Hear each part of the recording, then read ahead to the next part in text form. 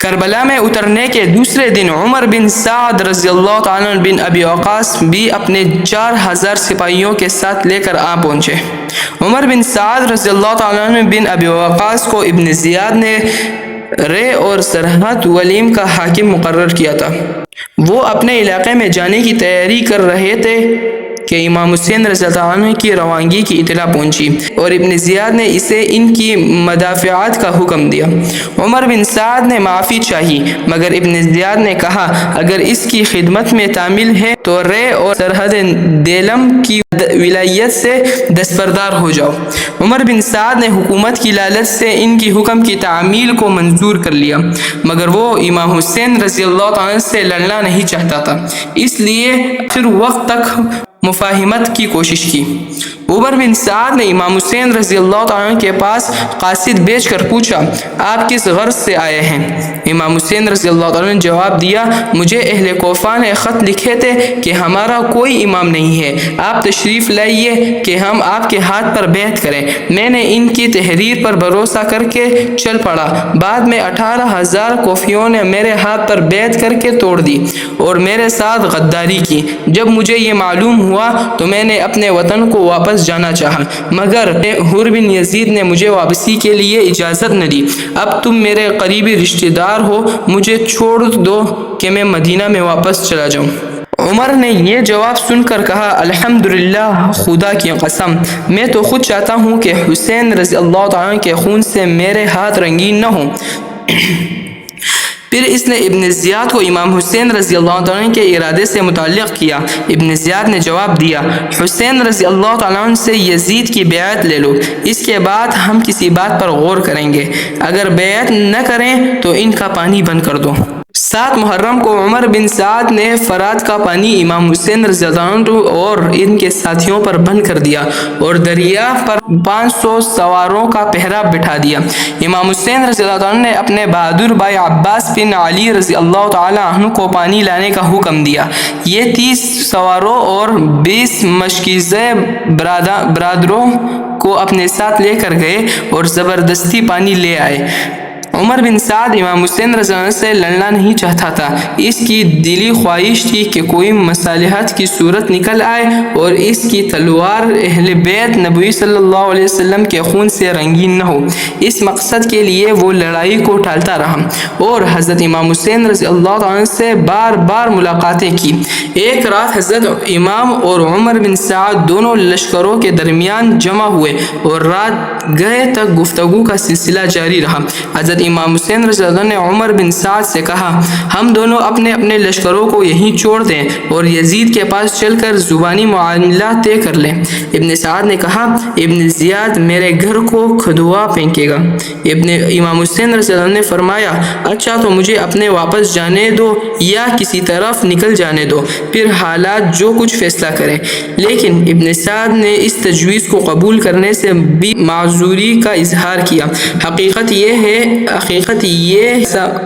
قیاسات ہیں۔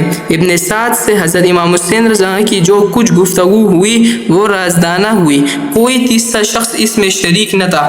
تاہم یہ واقعہ ہے کہ ابن سعد نے ابن زیاد کو ابن سعد اور امام حسین رضی اللہ عنہ کی گفتگو کی رپورٹیں پہنچ رہی تھی۔ اس کو اندیشہ ہوا کہ کہیں ابن سعد امام حسین رضی اللہ عنہ سے نہ مل جائے اور بنا بنایا کہ نہ بگڑ جائے، چنانچہ اس نے شمر ذی الجوش کے مشورے سے ابن زیاد کو لکھا میں نے تمہیں اس لیے نہیں بھیجا کہ تم حسین کے مقابلے سے جان بچاؤ یا انہیں غلط امیدیں دلاؤ یا لڑائی کو تول دو یا میرے سامنے ان کی سفارشی بن کر آؤ۔ امام حسین رضی اللہ عنہ اگر بلا شرط اطاعت قبول کرے تو انہیں میرے پاس بھیج دو، اگر انکار کرے تو ان سے جنگ کرو اور قتل کر دو۔ اگر تمہیں اس حکم کی تعمیل پر پس و پیش ہو تو شمر ذی الجوش کو بھیج رہا ہوں، تم فوج اس کے حوالے کرو اور اپنے آپ کو معزول سمجھو۔ ابن زیاد کی اس دھمکی کے بعد ابن سعد بدل نخواستہ اٹھا اور لشکر کو لڑائی کی تیاری کا حکم دیا۔ یہ واقعہ 9 محرم کی شام کا ہے۔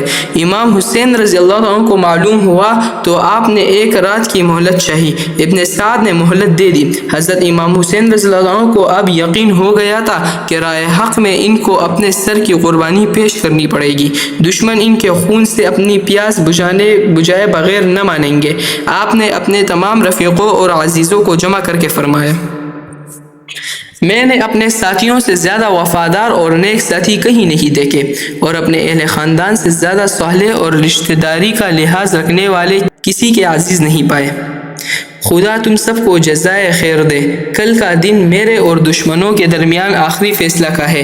انہیں صرف میری ضرورت ہے، اس لیے میں تم سب کو بخوشی واپسی کی اجازت دیتا ہوں۔ میرے رفیق میرے اہل خاندان کو لے کر رات کے اندھیرے میں نکل جائے اور اپنے اپنے شہروں میں پہنچ کر بہتر زمانے کا انتظار کرے۔ مگر آپ کے وفادار ساتھیوں اور جانصار عزیزوں نے بیک زبان کہا، ہم آپ کے بعد زندہ رہ کر کیا کریں گے؟ خدا ہمیں اس دن کے لیے زندہ نہ رکھے۔ یہ جواب سن کر آپ خاموش ہو گئے۔ دیر تک نقشہ جنگ کے متعلق ہدایات دیتے رہے اور اپنے اہل بیت کو وصیتیں کرتے رہے۔ آپ کی بہن زینب بنت علی رضی اللہ تعالی عنہ نے زیادہ بے چینی کا اظہار کیا تو فرمایا، اے بہن صبر کرو، دیکھو اہل زمین اور اہل آسمان سب کے لیے فنا ہے، خدا کی ذات کے سوا کسی کو بقا نہیں۔ ہمیں اور ہر مسلمان کو جناب رسول کریم صلی اللہ علیہ وآلہ وسلم کے اسوہ حسنہ کی پیروی کرنی چاہیے۔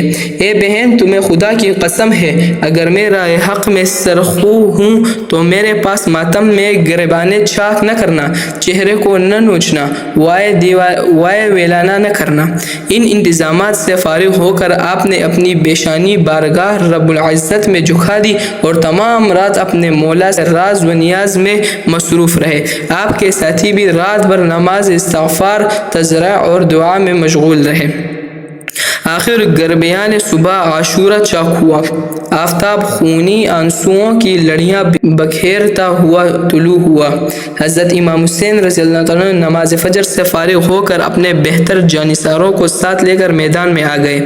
میمنہ پر زبیر بن قین کو، میسرہ پر حبیب بن بطہر کو متعین فرمایا، اور عباس بن علی رضی اللہ عنہ کو علم مرحمت ہوا، اور امام حسین رضی اللہ عنہ گھوڑے پر سوار ہوئے، قرآن مجید منگوا کر سامنے رکھا اور ہاتھ اٹھا کر دعا مانگی۔ ہر چند آپ کو یقین نہ تھا کہ کوئی کوشش گردی، تاہم آپ نے انتمام حجت کے لیے کوفیوں کو مخاطب کر کے حسب ذیل تقریر فرمائی، اے لوگو ذرا ٹھہرو، میری بات سنو کہ میں اپنی ذمہ داری پوری کروں۔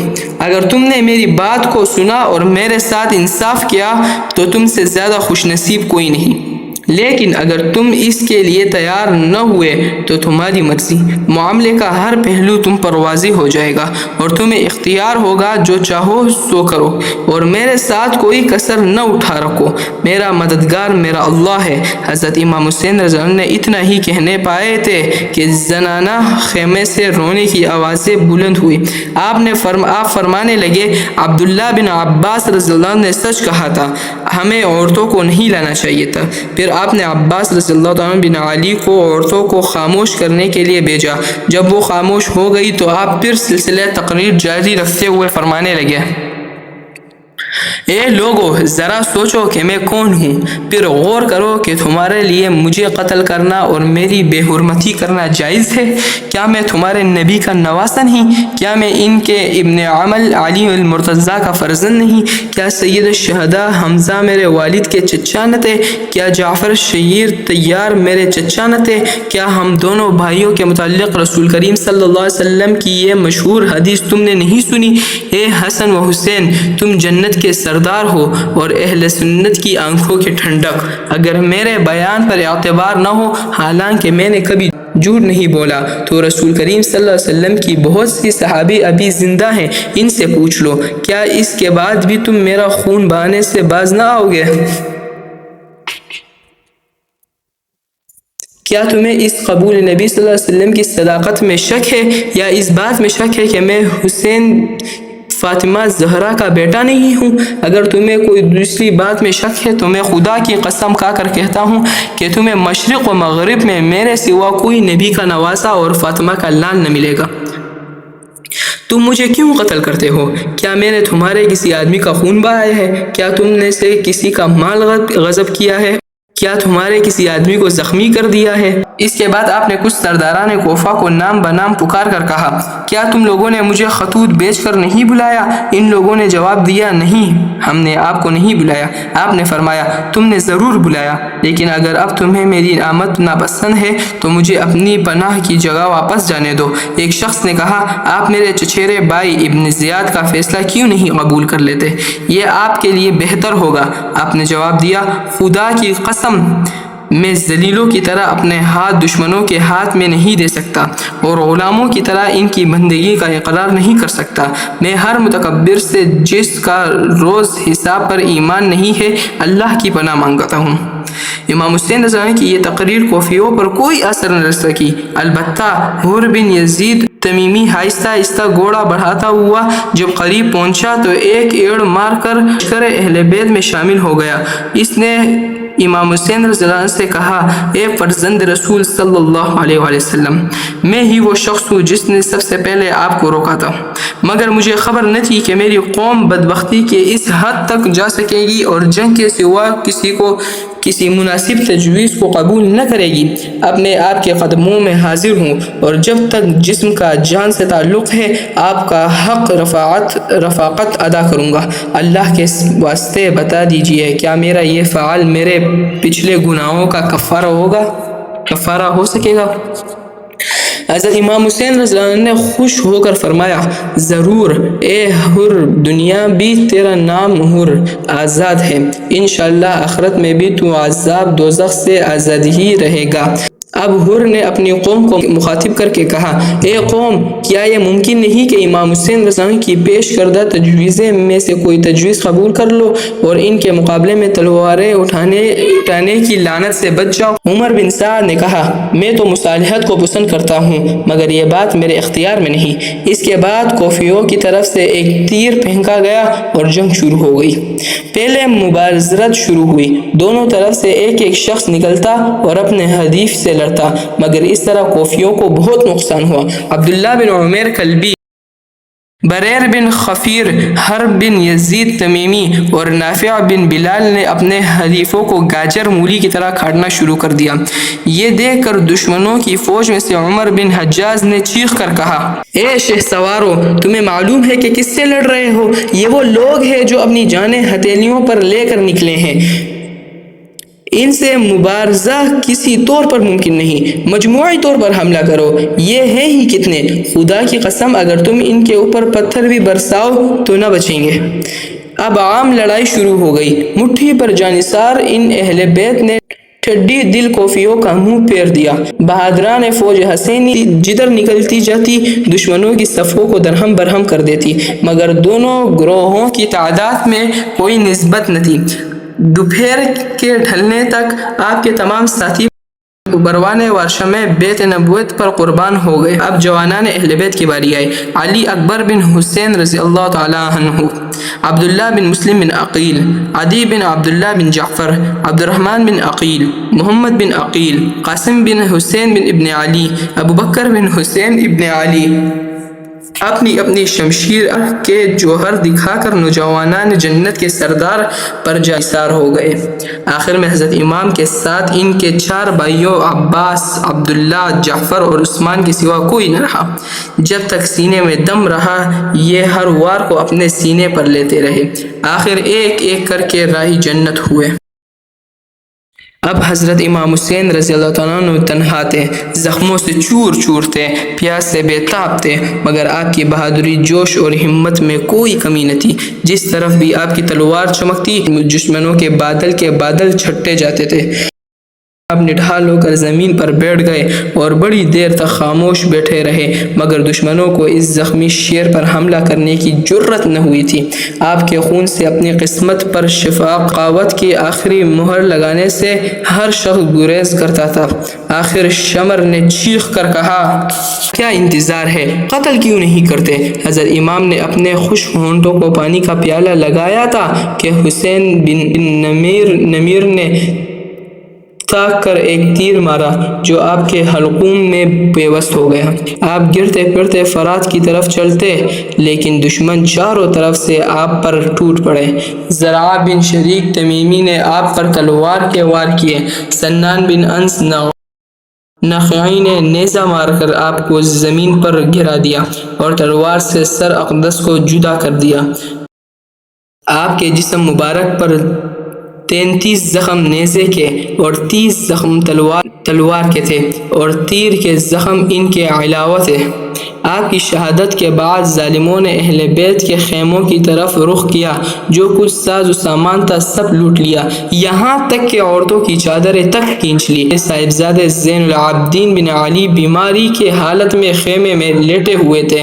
شمر نے ان کو بھی شہید کرنا چاہا، مگر عمر بن سعد نے کہا، عورتوں کے خیمے میں نہ گھسو اور بچوں پر ہاتھ نہ اٹھاؤ۔ شہادت عظمہ کا یہ حادثہ کبریٰ 10 محرم الحرام 61 ہجری کو جمعے کے دن پیش آیا۔ اگلے دن اہل غازیہ نے نماز جنازہ ادا کر کے شہداء کی لاشوں کو اسی میدان میں دفن کیا۔ حضرت سید شہداء کبریٰ کا سر مبارک اور دوسرے شہداء کے سر چونکہ دشمن اپنے ساتھ لے گئے تھے، اس لیے جسم بغیر سر کے سپرد خاک ہوئے۔ رحم اللہ تعالی رحمت شاملۃ کاملہ۔